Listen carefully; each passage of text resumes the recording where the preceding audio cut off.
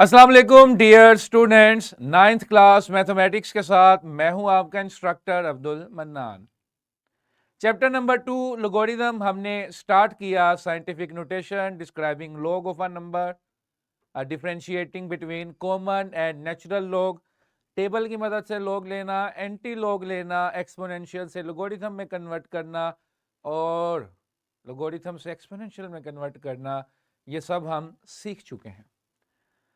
आपको याद हो जो सबसे पहला लेक्चर था उसमें हमने ये जिक्र किया कि it was meant for calculation purpose. इसका मकसद कैलकुलेशंस को आसान बनाना था। मल्टीप्लिकेशन डिवीजन के कम्प्लेक्स प्रोसीजर्स को, जो बड़े नंबर्स के साथ डिवीजन थी या मल्टीप्लिकेशन थी या इस तरह के जो प्रोसीजर्स थे उनको आसान से आसान करना था। तो आज हम लाज की तरफ जा रहे हैं। ये लाज जब आप देखेंगे और इनको जब हम प्रैक्टिस करेंगे तो आपको महसूस होगा कि यस, ये मकसद था। ठीक है जी। तो आज का एसएलओ हमारे पास है apply laws of indices, apply laws of logarithm to real life situation such as growth, decay, loudness of sound. इस एसएलओ के दो हिस्से हैं। ये लाज की तरफ डायरेक्ट नहीं लेके जाता, बल्कि ये कहता है कि लाज का मकसद क्या है, रियल लाइफ सिचुएशंस को सॉल्व करना। असल एसएलओ रियल लाइफ सिनेरियोस पे बेस करता है, लेकिन हम इसको दो हिस्सों में कवर करेंगे। एक हिस्से में हम सिर्फ लाज की बात करेंगे, लाज को देखेंगे, समझेंगे और उसकी प्रैक्टिस करेंगे नंबर्स पे। जब हम लॉज की प्रैक्टिस कर लेंगे नंबर्स पे, फिर हम लॉज को लेकर आएंगे किसमें, रियल लाइफ सिनेरियोज में। Got it? जो कि एसएलओ का असल मकसद है। Got it? ठीक है। तो आज हम इसका पहला हिस्सा कवर करेंगे इंशाल्लाह, जिसमें हम लॉज सीखेंगे। Got it? हर लॉ का प्रूफ जो है वो हमारी किताब में मौजूद है। मैं कोशिश करूंगा कि मैं प्रूफ में ना जाऊं, लेकिन लॉजिकल प्रूफ आपके साथ शेयर कर दूं, जिससे आपकी अंडरस्टैंडिंग डेवलप हो जाए कि इसकी बैकग्राउंड में क्या था। ठीक है जी। स्टेप बाय स्टेप प्रूफ्स जो हैं वो बुक्स में मेंशन है। हम इसका लॉजिकल प्रूफ डिस्कस करेंगे। और ये प्रूफ्स जो हैं ये पेपर के लिए इंपॉर्टेंट नहीं है, इनकी इंप्लीमेंटेशन इंपॉर्टेंट है। जैसा कि एसएलओ भी चीख चीख के कह रहा है, अप्लाई अप्लाई, इनको लगाओ। ठीक है जी। आगे चलें जी। नॉलेज 2.5 में laws and properties of logarithm में ये आपको मिलेगा। और इसका स्किल सेट जो है वो एक्सरसाइज नंबर 2.3 में गालबन मेंशन है। इसमें हम लोग के लॉज को इंप्लीमेंट करेंगे अपनी कैलकुलेशंस को आसान बनाने के लिए। सबसे पहले लॉ पे आ जाएं जी। Screen please. ये बड़ा मजेदार और फेवरेट लॉ है, मेरा तो ये फेवरेट है। लॉ का पावर लॉ बड़ा सिंपल सा है।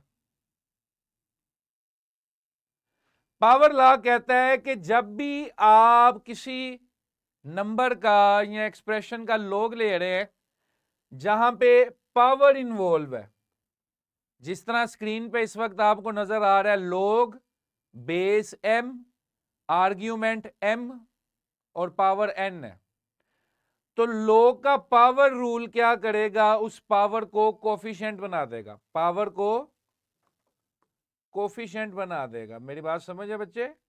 कि जब भी कोई ऐसी चीज आप देख रहे हैं जिसमें पावर इन्वॉल्व है, तो लोग उस पावर को कोफिशिएंट बना देता है। आसान अल्फाज में कहें तो इस लोग में इंसानों वाली एक हसलत है। बाज इंसान इस तरह से करते हैं ना, ये सर की चीज को साइड पे भी कर सकता है और साइड पे पड़ी चीज को सर पे भी रख सकता है। ठीक है जी। तो लॉ का पावर रूल क्या स्टेट करता है कि जो भी पावर है वो power as a coefficient appear होगी। यहां पे पावर थी n, ये n यहां पर एज अ कोफिशिएंट अपेयर होगी। नॉट ओनली डैट, हम इधर से भी ऐसे जा सकते हैं कि अगर सर का ताज साइड पे रखा जा सकता है तो साइड पे रखी चीज को भी सर का ताज बनाया जा सकता है। यानी कि power into coefficient, power coefficient की जगह पर आ जाएगी, और अगर हम चाहें तो किसी कोफिशिएंट को पकड़ के भी पावर बना सकते हैं। Got it boys and girls? मतलब इसका समझ आ गया? अभी हम इसके प्रूफ में नहीं गए, अभी हमने इसको अंडरस्टैंड किया ये है क्या चीज। ठीक है, इसकी प्रूफ की बैकग्राउंड में क्या चीज है? बैकग्राउंड में जब डेरिवेशन करते हैं तो हम टू लॉग्स यूज करके पावर को कोफिशिएंट में उतार लेते हैं। क्लियर है? मैं इस वक्त उसको सोल्व नहीं करूंगा, 2-3 स्टेप्स करूंगा तो मजीद आ जाएगा। अगर टीचर्स हमें कहेंगे तो हम एक डेडिकेटेड लेक्चर प्रूफ्स पे भी रख लेंगे। अभी मैं आगे चलता हूं जी, मुझे इशारा मिल गया है इंजीनियर साहब की तरफ से कि टाइम कम है। नेक्स्ट है जी identity law. Identity law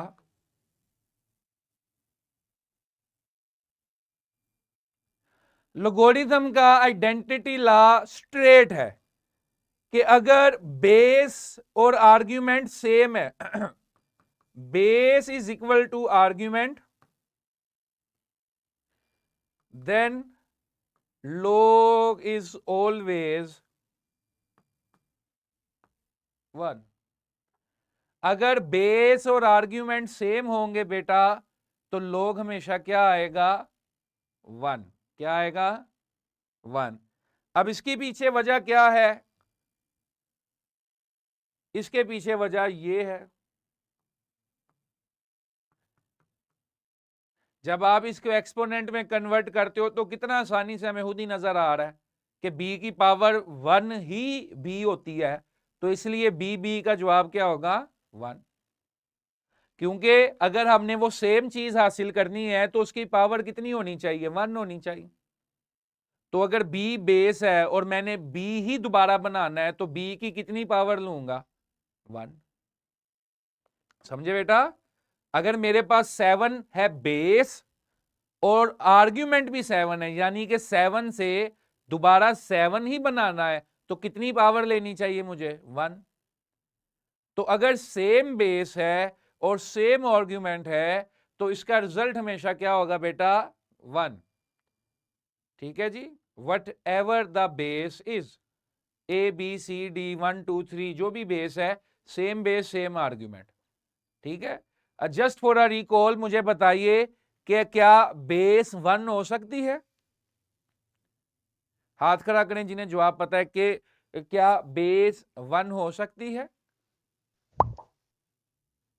Farhan school, हाँ जी बोलिए बेटा।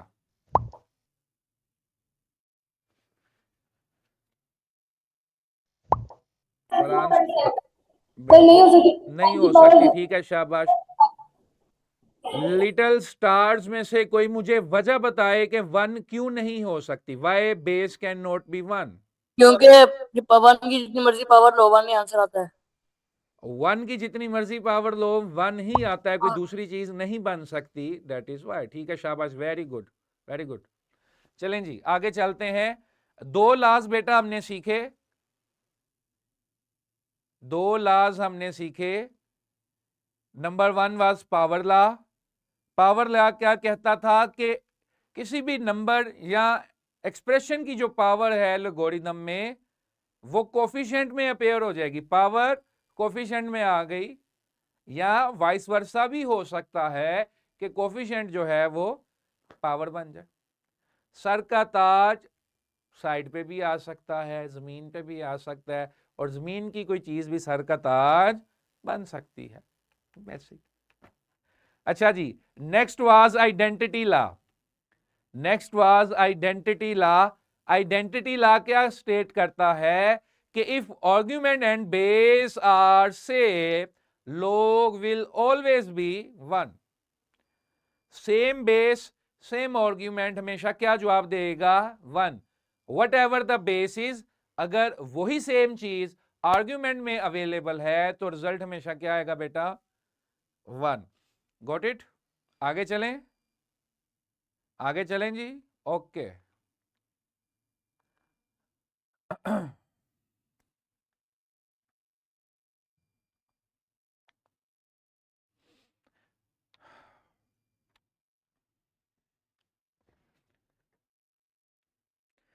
नेक्स्ट है बेटा, थर्ड लॉ है हमारे पास, प्रोडक्ट लॉ।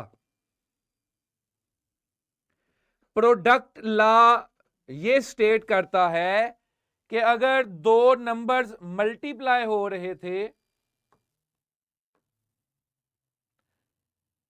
आप उनका लोग लेते हैं, तो लोग इंस्टेड के इकट्ठा लें, आप अलग अलग भी ले सकते हैं। इन शॉर्ट के लोग मल्टीप्लाई के ऑपरेशन को किसमें कन्वर्ट कर देगा? एडिशन के ऑपरेशन में, और लोग जो है वो सेपरेट हो जाएगा। पॉइंट पिक कर रहे हो बेटा? मल्टीप्लाई के ऑपरेशन को लोगोरिथम एडिशन के ऑपरेशन में कन्वर्ट कर देगा, और लोग जो है वो सेपरेट हो जाएगा। लॉजिकल प्रूफ इसका क्या है? लॉजिकल अंडरस्टैंडिंग क्या है इसकी, देखें जरा, समझें। चैप्टर नंबर 1 में हमने लॉज ऑफ इंडसेस पढ़े, लॉज ऑफ पावर या लॉज ऑफ एक्सपोनेंट्स पढ़े हमने। उसके अंदर आपने देखा था कि अगर बेस सेम हो तो मल्टीप्लाई के केस में पावर्स ऐड हो जाती हैं। क्या ये हमने देखा था कि जब दो पावर्स को मल्टीप्लाई करते हो तो वो ऐड हो जाती हैं? क्या हमने ये देखा था? अगर हमने ये देखा था तो ठीक है, शाबाश। अब अगर देखो तो लोगोरिथम बेसिकली एक्सपोनेंशियल की ही एक नोटेशन है ना। लोगोरिथम्स में तो पावर का ही खेल है सारा, तो इसी वजह से मल्टीप्लाई जो है वो एडिशन में चेंज हो गया, बिकॉज बैकग्राउंड पे तो पावर्स थी, एक्सपोनेंट्स थे, तो जब उनको मल्टीप्लाई किया तो वो ऐड हो गया। Got it? ठीक है, तो मल्टीप्लाई में पावर्स ऐड हो जाती हैं, इसी वजह से लोगोरिथम में अगर मल्टीप्लिकेशन है तो वो एडिशन में कन्वर्ट हो जाएगी और हर वैल्यू का लॉग सेपरेट हो जाएगा। Got it? The knowledge school, king way. आगे चलते हैं, ठीक है जी, आगे चलते हैं। कोशेंट लॉ या डिवाइडेंट रूल। जब दो लोगोरिथम में वैल्यूज डिवाइड हो रही हैं, दो वैल्यूज हैं, उनका लॉग ले रहे हैं और वो वैल्यूज आपस में डिवाइड हो रही हैं, तो लोगोरिथम डिवीजन के ऑपरेशन को किसमें चेंज कर देगा? सब्ट्रैक्शन के ऑपरेशन में। डिवीजन का ऑपरेशन बेटा किसमें चेंज हो जाएगा? सब्ट्रैक्शन में। और बैकग्राउंड पे वही रीजन है, जब आप एक्सपोनेंट्स को, पावर्स को डिवाइड करते हो तो पावर्स हमेशा क्या हो जाती है? माइनस हो जाती है। चैप्टर नंबर 1 में हमने देखा भी, इंप्लीमेंट भी किया था। तो जब आप डिवीजन कर रहे हो और लोगोरिथम बेसिकली एक्सपोनेंशियल्स ही है, तो पावर माइनस होगी, यानी कि लोग माइनस हो गए और सेपरेट हो गया। गॉट इट बेटा? लास्ट टू रूल्स हमने क्या पढ़े? प्रोडक्ट रूल या मल्टीप्लीकेशन रूल, कोशेंट रूल या डिवाइडेंट रूल।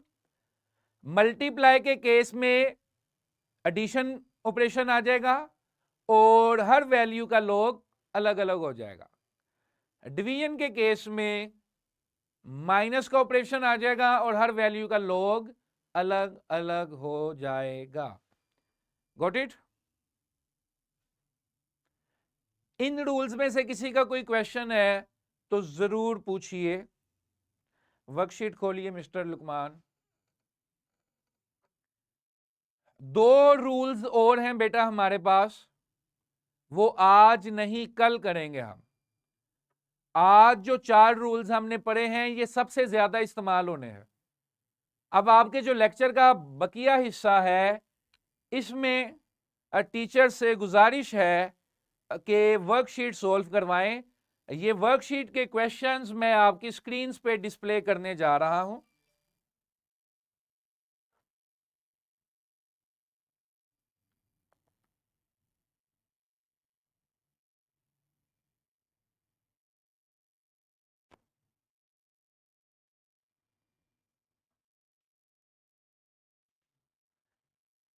ये सिंपल क्वेश्चंस है बेटा। evaluate these expressions using your understanding of product rule। देखिए अभी हमने देखा मल्टीप्लाई से एडिशन और एडिशन से मल्टीप्लिकेशन। एक रूल हमेशा वाइस वर्सा चलता है, वो लेफ्ट से राइट भी चलता है और लेफ्ट से राइट भी चलेगा और राइट से लेफ्ट भी चलेगा। अब इधर देखो बेटा, log base 2 argument 8 plus log base 2 argument 4, addition से मल्टीप्लिकेशन, मल्टीप्लिकेशन से एडिशन। तो ये दोनों ऐड हो रहे थे, log इकट्ठा हो गया। मल्टीप्लाई से एडिशन में जाते हैं तो अलग अलग हो जाएगा, एडिशन से मल्टीप्लाई में आते हैं तो इकट्ठा हो जाएगा। यहां से यहां आए तो अलग अलग, यहां से यहां गए तो इकट्ठा हो जाएगा। Got it? अब 8 और 4 मल्टीप्लाई होके क्या बन गए? 32। वो 32 हमने इधर लिख दिया। इसी तरह 27 और 3 मल्टीप्लाई होके क्या बन गए? 81। 81 हमने इधर लिख दिया। 4 और 16 मल्टीप्लाई होके क्या बन गए? 64। 5 और 1 मल्टीप्लाई होके क्या बन गए? 5। इसी तरह ये नीचे भी क्वेश्चंस हैं, ये आपने करने हैं। ये आपकी स्क्रीन पे मैं अब शो करने लगा हूं। ये ऊपर वाले तो हो गए, ये नीचे वाले आप कर लें जी। तमाम टीचर्स जो हैं ये वर्कशीट के क्वेश्चंस इस वक्त करवाएं जी। जिसका कोई क्वेश्चन है वो साथ साथ पूछता जाए। अब बाकी तमाम बच्चे जो हैं वो वर्कशीट्स करें जी। Little star school. अस्सलाम वालेकुम सर। वालेकुम अस्सलाम। Are these rules of logarithm depend upon base or independent of basis? जो बेस की बेसिक कंस्ट्रेंट्स हैं, जिसमें हमने कहा था base can not be negative, it is greater than 1 except 1। ना 1 हो सकती है ना नेगेटिव हो सकती है। उन तमाम बेसिस के लिए ये रूल्स जो हैं ये अप्लाई करते हैं। जो That बेस means की they are 100% applicable for defined natural basis, as well as common. For defined basis. जो बेस की कंस्ट्रेंट्स हमने शुरू में देखी थी ना कि बेस ये हो सकती है, ये नहीं हो सकती, तो जो जो हो सकती है बेस, उन बेसिस के लिए ये लॉ होल्ड करते हैं। ठीक Thank है? you, sir.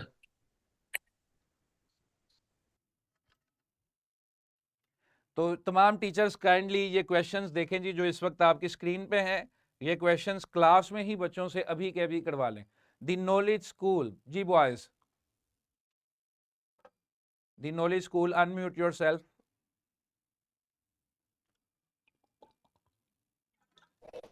सर अगर बेस चेंज हो तो कैसे सोल्व करेंगे? क्या मतलब बेटा बेस चेंज हो तो कैसे सोल्व करेंगे? अगर लॉग की बेस हाँ, अब चेंज हो, अगर, मतलब हाँ, अगर very good very good very good question, कि एक लॉग की बेस है 2, एक की 3, तो क्या ये इकट्ठे हो सकते हैं? नहीं हो सकते, क्योंकि इनके पीछे एक्सपोनेंट्स हैं। तो एक्सपोनेंट्स में बेस अगर सेम होती है तो ही मल्टीप्लाई में एडिशन होती है। तो अगर फॉर एग्जांपल इधर है बेस x और इधर है बेस y, तो ये इकट्ठे नहीं हो सकते, ये अलग अलग ही रहेंगे। तो बेस x होनी चाहिए, बेस 10 होनी चाहिए, बेस 6 होनी चाहिए। अगर बेस सेम नहीं है तो फिर आप मल्टीप्लिकेशन या डिवीजन में जो है वो काम नहीं कर सकते, इकट्ठा नहीं कर सकते, इनको यहाँ अलग अलग नहीं कर सकते। ठीक है जी, वेरी गुड। और कोई सवाल किसी का?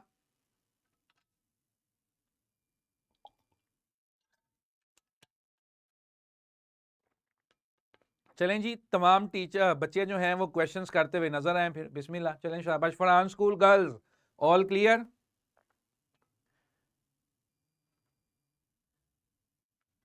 अच्छा, फरहान स्कूल गर्ल्स में जो पीछे बैठी हुई लड़की हैं ये प्रैक्टिस कर रही हैं?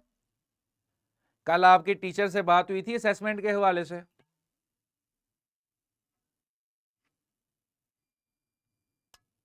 टीचर अवेलेबल हैं क्लास में आपकी? फरहान स्कूल गर्ल्स के अगर टीचर क्लास में अवेलेबल हैं तो काइंडली थोड़ा सा फीडबैक शेयर करें असेसमेंट के हवाले से। बाकी तमाम जो है इन वर्कशीट्स के क्वेश्चंस को सॉल्व करें जो आपकी स्क्रीन पे इस वक्त शोर है।